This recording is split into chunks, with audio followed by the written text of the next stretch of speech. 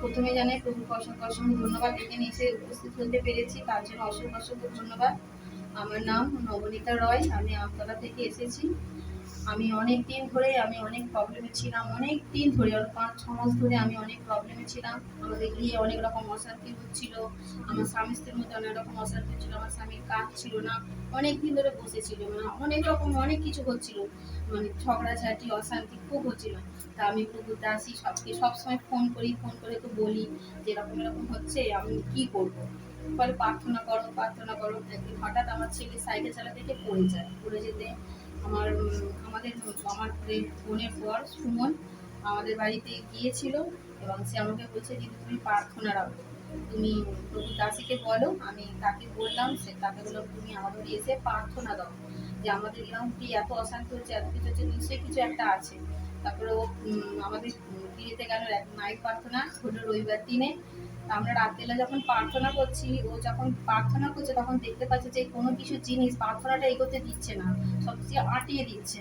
তখন ও বলেছে তোমরা বাইরে যাও, তোমরা গিয়ে চারিদিকে জল ছড়া দাও এবং প্রার্থনা দাও। এবারে সুমন বাইরে গিয়ে সুমনের নামে গিয়েছে, আমি যেতে যেতে প্রভুর সামসঙ্গীতে যে একানমে যে প্রার্থনা আছে আমি মোটে উচ্চারণই করতে পারছিলাম না, একদম মুখ বন্ধ করে দিয়েছে আমি। ও জল দিয়ে যেতে শুধু একটাই কথা, তুমি যে বাস করো ছাড়া কোনো কিছুই মুখে আসছিল না, কোনো কিছু গানও নয়, কোনো বাক্য নয়, কিছুই মুখে আসছে না, কোনো মাথায় আসছে না, কিছুই মনে পড়ছে না।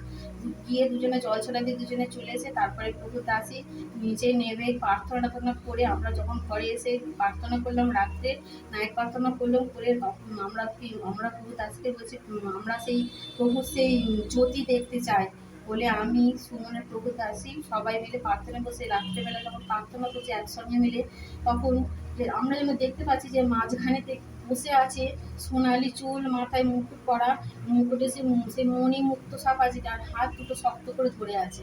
দেখার পর আমরা দেখে এরকম করে প্রার্থনা হওয়ার পরে রাত্রেবেলা যখন প্রার্থনা করে আমরা সকালবেলা সব ঘুমিয়ে পড়েছিলাম।